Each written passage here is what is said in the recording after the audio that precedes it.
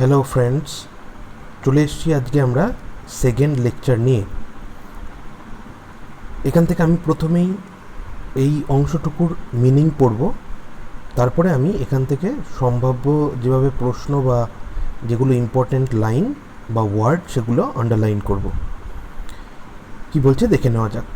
The people were too stunned to speak in the beginning.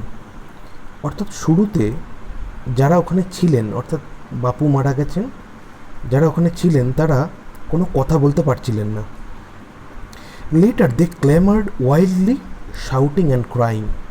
তারপরে তারা মানে ভীষণভাবে চিৎকার চেঁচামেচি শুরু করলেন। হ্যাঁ, ওয়াইল্ডলি শাউটিং অ্যান্ড ক্রাইং, কাঁদছেন কেউ, মানে কেউ চিৎকার করছেন যে হায় কী হয়ে গেল, হ্যাঁ আমাদের বাপু আর নেই, মানে এরমভাবে কাঁদছেন সবাই।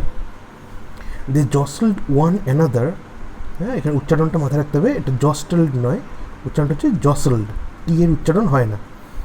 One another in a stampede to break into the house. তারা একে অন্যের সাথে ঠেলাঠেলি করতে লাগলো। জসল্ড মানে ঠেলাঠেলি করা, ইন এ স্ট্যাম্পিড মানে সেই এমন ভিড় যেন পায়ে পিষ্ট হয়ে মানুষ মরে যাবে, মানে এত ভিড় হয়ে গেল। Stampede to break into the house, তারা বাড়ি ভেঙে তার মধ্যে ঢুকতে চায়। মানে সবাই চায় যে দেশের এত বড় একজন লিডার তিনি মারা গেছেন, সবাই একবার শেষ দেখা দেখতে চায়। দে কামড আ লিটল। হ্যাঁ, এটাও কালমড নয়, উচ্চারণটা হচ্ছে কামড, এলের উচ্চারণ হয় না। তাহলে তারা শান্ত হলো, কামড মানে শান্ত হয়েছিল, এ লিটল কিছুটা শান্ত হলো তারা। হোয়েন ইট ওয়াজ অ্যানাউন্সড, যখন এটা ঘোষণা করা হলো, that they would be allowed, যে তাদেরকে অ্যালাউ করা হবে, অর্থাৎ তাদেরকে অনুমতি দেওয়া হবে, to see Gandhiji before the funeral, যে তাদেরকে অনুমতি দেওয়া হবে গান্ধীজিকে দেখার বিফোর দ্য ফিউনারাল। ফিউনারাল মানে হচ্ছে ওই যে শেষকৃত্য, অর্থাৎ ওই যে চিতায় তার শরীরকে জ্বালিয়ে দেওয়া হবে, নশ্বর শরীরকে। আচ্ছা, পরের paragraph. When one is faced, হ্যাঁ, যখন একজন সম্মুখীন হয় বা মুখোমুখি হয়, with the shock of a loved one's death, খুব পছন্দের কোনো মানুষ, খুব প্রিয় কোনো মানুষের মৃত্যুর মুখোমুখি যখন কেউ হয়, ওয়ান হুইম্পার্স। হ্যাঁ, তোমরা টেক্সট বই ফলো করলে দেবে, হুইম্পার্সের অর্থ বলছে মেক্স লো ক্রাইং নয়েজেস। মানে দেখবে এটা এখন তো করোনা পরিস্থিতি, আরও এটা বোঝা খুব সহজ। কাছের প্রিয়জনকে মানুষ হারিয়ে ফেলছে প্রত্যেক দিন। হ্যাঁ, কাঁদতে কাঁদতে ঈশ্বরের কাছে তার একটাই অভিযোগ, what will become of me now, এবার আমার কি হবে, now that he has left me, এই যে তিনি আমাকে ছেড়ে চলে গেলেন, তা এখন আমার কি হবে।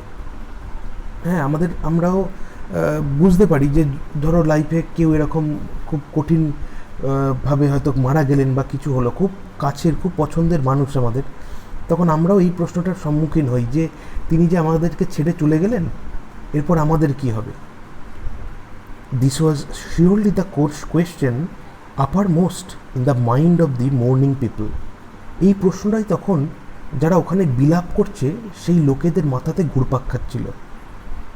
দে লুকড লাইক লস্ট চিলড্রেন, তাদেরকে দেখে মনে হচ্ছিল তারা যেন পথভ্রান্ত শিশু। হ্যাঁ, পথভ্রান্ত শিশু কেন বুঝতেই পারছো, কারণ গান্ধীজি তাদেরকে এতটা দিন স্বাধীনতা সংগ্রামের পথে তাদেরকে নেতৃত্ব দিয়ে এগিয়ে এনেছেন। তাহলে এখন যে তিনি মারা গেছেন, তাহলে তারা এখন যেন সর্বহারা শিশুদের মতো তারা হয়ে রয়েছে, মানে তারা এটাই ভাবছে। আচ্ছা, এখানটা আরেকটু মানে এটা বলি, there was surely the question uppermost in the mind of the morning people. Morning, দেখো এটা মর্নিং নয়, হ্যাঁ আমরা এখানে বানানটা ভুল করে ফেলি অনেক সময়। মর্নিং, মর্নিং মানে যারা বিলাপ করছে যে গান্ধীজি আর নেই, বেঁচে নেই, হ্যাঁ সেই বিলাপ করছে, যারা কষ্টে কাঁদছে, এরকম তাদেরকে আমরা বলবো মর্নিং পিপল, দুঃখে কাতর। They looked like lost children, তাদের দেখে মনে হচ্ছে তারা যেন পিতৃহারা সন্তানের মতো। লস্ট চিলড্রেন, যারা হারিয়ে গেছে, যারা পথভ্রষ্ট। হ্যাঁ, it was the question in many of our hearts. হ্যাঁ, এটা আমরা যারা ওখানে বসেছিলাম, আমাদের অনেকের মনেও এই প্রশ্নটাই, যে এবার আমার কি হবে, যে বাপু আমাদেরকে ছেড়ে চলে গেলেন। স্টিল শকড অ্যান্ড আনবিলিভিং, আমরা তখনও একটা শক, একটা যেন আঘাতের মধ্যে রয়েছি, এবং আনবিলিভিং, নিজেরাই বিশ্বাস করতে পারছি না। বিলিভ মানে বিশ্বাস করা, আনবিলিভিং বিশ্বাসই করা যাচ্ছে না। We listened to the broadcast telling the people of India, আমরা রেডিওতে একটা ব্রডকাস্ট শুনলাম। ব্রডকাস্ট শব্দটার সাথে তোমরা নতুনভাবে পরিচিত হলে, টেলিভিশনে আমরা যখন কোনো বার্তা শুনি, সেটাকে আমরা বলি যে ব্রডকাস্টিং হচ্ছে। তাহলে বার্তা শুনলাম, telling the people of India, হ্যাঁ, রেডিওতে বার্তা ঘোষণা করা হলো, সারা ভারতের মানুষকে জানানো হলো that their Bapu was no more, যে তাদের যে বাপু অর্থাৎ আমাদের সবার প্রিয় গান্ধীজি তিনি আর বেঁচে নেই। আশা করি এই পর্যন্ত যা বলা হলো পুরোটা বোঝা গেছে। এবার আমরা দেখে নিই কয়েকটা বিশেষ বিশেষ জায়গা। প্রথমেই খেয়াল রাখতে হবে যে আমরা যে ইয়েগুলো পাবো, মানে আমরা যে এক্সারসাইজগুলো পাবো আমাদের পরীক্ষাতে বা আগামী দিনে হয়তো মক টেস্ট বা এরকম ধরনের পরীক্ষা আসতে পারে, দেখবে কিছু কিছু জায়গায় থাকবে fill in the chart with information from the text, অর্থাৎ টেক্সট থেকে কিছু তথ্য নিয়ে ফিল ইন দ্য ব্ল্যাঙ্কস করতে হবে, এরকম থাকবে। এছাড়া হচ্ছে তোমাকে কারেক্ট অল্টারনেটিভ বেছে নিতে হবে, সেরকম থাকবে। এবং তারপরে থাকবে হয়তো কিছু ক্ষেত্রে ট্রু ফলস। হ্যাঁ, তাহলে মাথায় রাখতে হবে আমাদের কোন কোন জায়গাগুলো খুব ইম্পর্টেন্ট। তাহলে the people were too stunned to speak in the beginning. হ্যাঁ, আমরা বিগিনিং শব্দটাকে ভালো করে খেয়াল রাখবো শুরুতে। এখানে হয়তো এন্ডিং চেঞ্জ করে দিয়ে তোমাকে পরীক্ষা দিয়ে দিল, দিয়ে ট্রু ফলস করতে বললো, তাহলে সেটা ফলস হবে। আচ্ছা, later they clamoured wildly shouting and crying. হ্যাঁ, তোমাকে ধরো পরীক্ষা দিয়ে দিল লেটার দে ওয়ার সাইলেন্ট, মানে তারা নিশ্চুপ ছিল। তারা নিশ্চুপ একেবারেই ছিল না, প্রথমে ছিল নিশ্চুপ, পরে কিন্তু তারা চিৎকার চেঁচামেচি সব শুরু করে দেয়। এবং এখানে তোমরা একটুখানি শব্দের মিনিংগুলো দেখে নেবে। এই যে স্টান্ট শব্দটার মিনিং দেখবে, ক্ল্যামার্ড শব্দটার মিনিং দেখবে, হ্যাঁ, ওয়াইল্ডলি, শাউটিং অ্যান্ড ক্রাইং। আচ্ছা, জসেল্ড মানে ভিড়ে ঠেলাঠেলি করা, ঠিক আছে। এবং স্ট্যাম্পিড মানে হচ্ছে ওই পদপিষ্ট হয়ে যাওয়ার যে কথা, সেটা এখানে। আচ্ছা, কামড, হ্যাঁ, উচ্চারণগুলো খেয়াল রাখতে হবে, জসেলড এবং কামড বিশেষ করে। আচ্ছা, কামড মানে শান্ত হওয়া। অ্যানাউন্সড, হ্যাঁ, শব্দ খেয়াল রাখবে, অ্যানাউন্সড। আচ্ছা, ফিউনারাল, এটা নতুন শব্দ তোমাদের কাছে, যেটা হচ্ছে শেষকৃত্য, মানুষ মারা গেলে যেটা করা হয়। আচ্ছা, তারপরের প্যারাগ্রাফে আমরা কী কী পাবো? শক, আঘাত, হ্যাঁ। আচ্ছা, হুইম্পার্স, এই হুইম্পার্স শব্দটাকে একটু মাথায় রাখবে, যে আমরা সেই কাঁদতে কাঁদতে এবার আমার কি হবে, মানে এরকম যে বিলাপ করতে থাকি আমরা, যখন আমাদের খুব ক্লোজ, খুব কাছের মানুষজন যখন মারা যান, আমরা কাঁদি, সেই যে কষ্টটা মনের ভেতরে হয়, সেটাই হচ্ছে হুইম্পার্স। আমরা নিজেদের প্রতি নিজেরাই অভিযোগ জানাই যে কি করব আমি এবার, তিনি যে আমায় ছেড়ে চলে গেলেন।